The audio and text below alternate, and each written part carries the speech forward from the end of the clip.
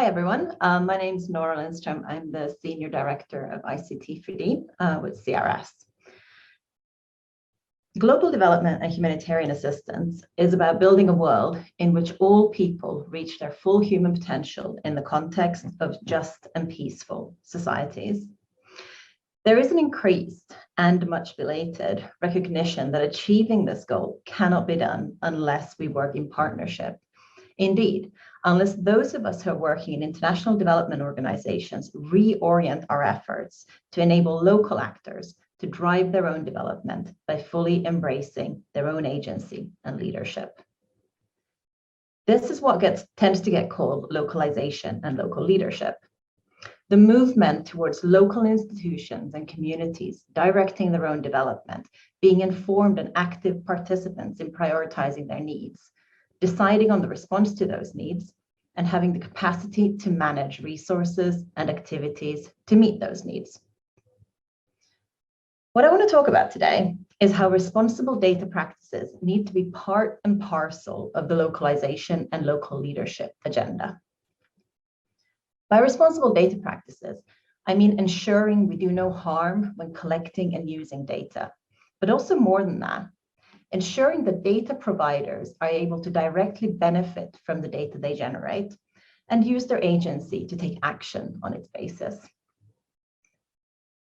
And this is where localization or local leadership and responsible data intersects. Engaging local communities and actors in data collection as well as data analysis strengthens communities' ownership of the data and the insights it provides, making them informed and active agents of change. Too often, data collection in our sector is extractive. We conduct surveys using external enumerators to collect data for M&E purposes which serve either donor reporting needs or our internal need to quantify our efforts.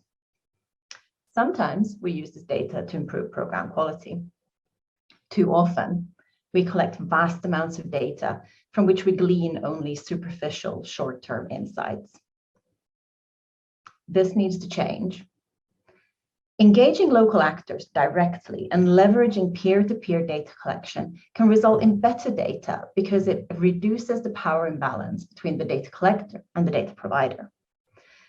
It can also strengthen the sense of ownership of the insights provided through the data analysis and interpretation of the data.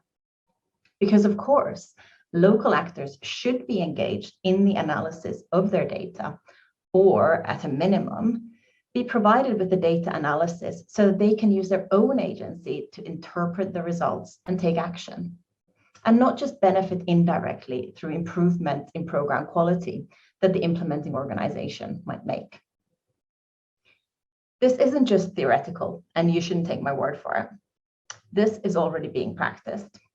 So I want to hand over to my colleague, James Campbell, who's the Chief of Party at CRS in Malawi, who will talk about how CRS is closing the data loop and enabling local communities to empower themselves with data. Thank you. Good morning, good afternoon, or good evening to everyone wherever you're joining the call from, and thank you for participating in this webinar. My name is James Campbell, and I'm the Chief of Party for the Rapid Feedback Monitoring System, which is a program that CRS is implementing in Malawi. So today I'll just like to talk briefly, touch on the background and motivation for developing this approach, talk a bit about the core components, and lastly, I'll touch on the community engagement piece. So over the past few years, there's been an increased focus on resilience programming. Programming teams have realized that short-term shocks could have long-term consequences, and we needed a methodology for measuring resilience to these shocks. So more shocks and stresses are anticipated due to such things as climate change and what we're facing now, the impact of COVID. So MERA was developed against this backdrop because CRS recognized to implement effective resilience programming requires an evidence-based, multidimensional understanding of how communities are affected by and cope with shocks in both the immediate and long term, and how this changes over time. So this approach allows us to ascertain the impacts that shocks and stresses have on a household's food security and identifying the underlying factors or determinants that improve household resilience or a household's ability to return to a state of equilibrium following a shock. By surveying households on a consistent basis, i.e. using a panel design, and we also use a digital survey and a case management software. So this allows us to collect this information and process it and then share it back with the community in near real time. Following the proof of concept in 2016, CRS began implementing MIRA, covering about 2,200 households in Chikwawa, Blantyre, and in Sanje districts in Malawi. And to date, we've collected over 40 months of data in these districts using this MIRA system. And most recently, we have started implementing the Rapid Feedback Monitor System, which combines two high-frequency approaches: the World Bank's SWIFT approach, which is a tool used to monitor poverty and consumption, and MIRA. We can think of this as a food security sentinel surveillance system. The RFM was launched in 7 districts in August of 2020, and we're covering 4,200 households. The questionnaire that we use is comprised of flexible modules, and one of the characteristics of this approach is that we don't ask the same questions every month. We have 9 modules, and these modules are staggered over time. On a monthly basis, we primarily collect information around food security. 4 main indicators that we look at that are associated with food security and also coping, how communities and households cope with these various shocks. And then lately, we've been collecting a lot of information related to the COVID-19 situation. The core components of this approach, again, is the data collection piece. Again, like I mentioned, we collect data on a monthly basis on shocks, food security, coping strategies, and these 4 core indicators. And then another core component is the capacity building and incentive. One of the most important pieces, or one of the most impactful parts of this, is when we were setting this up, one of the things we observed is that there was a high attrition rate in most studies of this type where we're using a panel data or we're using a longitudinal design.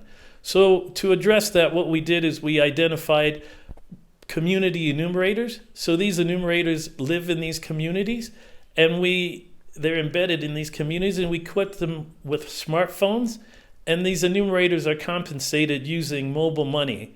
And this has helped us address the attrition rates that we saw in similar programs or approaches.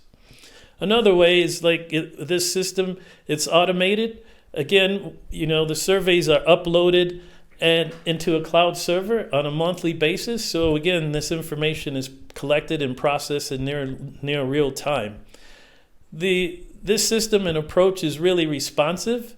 We have the ability to deploy other survey modules in response to specific shocks. So if we wanted to get more information related to another shock, we could include it or incorporate or roll out an additional module or ask some few additional questions related to a specific shock or stress. Then we have the community engagement piece. And basically, this is where we take this information, we share it back with the community, and then we work directly with these community enumerators and also with the village development committees and village civil protection committees. So the communities use this data to develop mitigation strategies for the issues that are being identified. And through the village development committees and the village civil protection committees, this data is being shared with local leaders and other community members. The VDCs and VCPs welcome this system as one of their roles is to collect this data and report on this type of information to their local ministries on a monthly basis. So several of the VDCs and VCPs have taken the liberty to share this information with various NGOs, CBOs, church groups, etc. And in response, several communities have received assistance from these various stakeholders, such as in one community, they identified that they were having issues with livestock disease, and they were given some kits, and so they were able to inoculate their animals. In another instance, communities received some traps to target some of the fall armyworms that they were seeing. And in some other instances, other communities received other support from various NGOs to address some of the issues that have been identified. So with that said, I'd like to now turn it over to Charles Jalefsky, one of our enumerators, who will provide us with an overview or some more detail as to how the communities use this data. Thank you very much.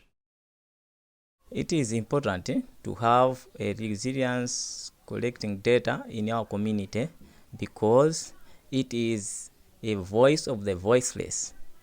Most of the people, they are not able to produce their voice to each and everyone. But as we go to their homes, we are the ones who tell us their problems, and we carry that through data.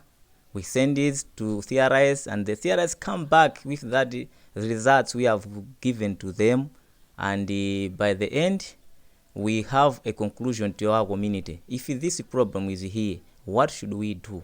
And the community come with a solution saying that if it is this, let's do this. And this is show that the data is it show us a direction of to solve our problems. And the data is also showing us the problems what we have in our community, and the community, they have a power to solve that problems on their own before the others come to solve the problems.